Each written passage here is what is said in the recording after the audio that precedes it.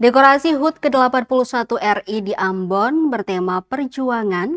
Warga senang setiap tahun tema selalu berbeda.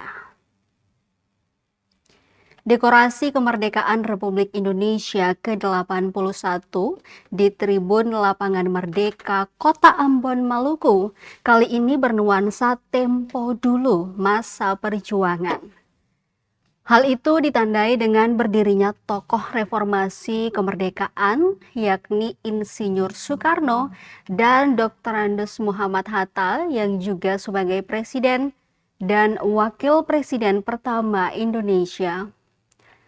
Selain itu, spanduk bertuliskan proklamasi juga terbentang di depan Tribun Lapangan Merdeka. Pantauan tribunambon.com, Kamis 6 Agustus 2026. Umbul-umbul bendera merah putih telah terpasang di depan Lapangan Merdeka dan juga gong perdamaian dunia Kota Ambon. Tema berwarna coklat yang mendominasi itu menambah suasana perjuangan masa dulu. Tema dekorasi peringatan HUT Republik Indonesia di Kota Ambon selalu berbeda-beda setiap tahunnya.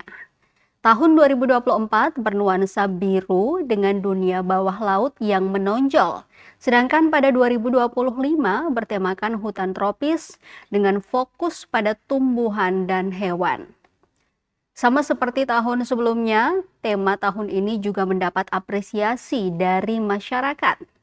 Salah seorang pengunjung, Mercy Lelapari, mengungkapkan rasa kagumnya karena sudah setiap tahun merayakan kemerdekaan dengan dekorasi yang berbeda.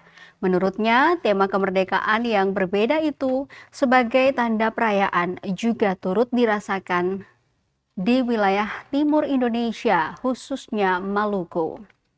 Ia menilai dekorasi yang disiapkan sebagai bentuk rasa hormat dan terima kasih kepada para pahlawan. Selain pahlawan yang memperjuangkan di daerah barat, ada juga tokoh yang berjuang melawan penjajah di wilayah timur Indonesia.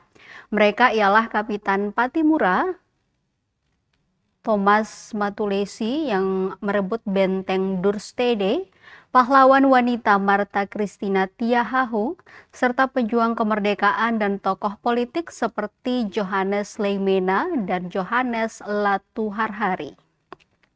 Para pahlawan itu bukan saja berjasa bagi Maluku, tetapi juga Indonesia.